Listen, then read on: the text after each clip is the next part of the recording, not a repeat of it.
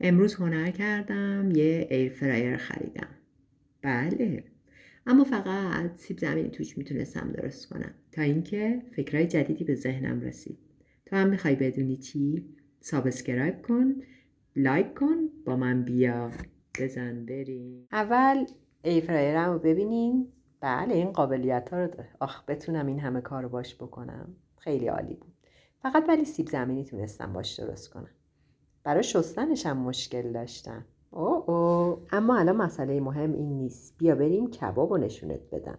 بچه ها، من گوشت رو گذاشتم داخلش به صورت کتلتی و ببین چی تحویلم داد. به به، نوش جونت. خب بچه ها، الان چجور شد؟ نوش جونتون، درست کردین. آفرین.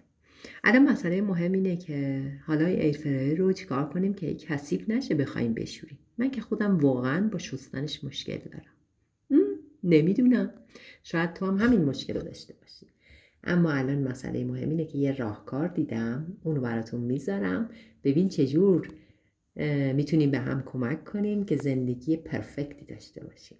این ویدئویی که میذارم و کامل ببین از چه خلاقیت استفاده کرده. خیلی خوشم اومد. امیدوارم تو هم خوشت بیاد. راستی سابسکرایب کن تا منم انرژی بگیرم و بگردم ویدئوهای خوب و عالی برات پیدا کنم. بدم بریم. خلاقیت رو ببین، کیفشو کن.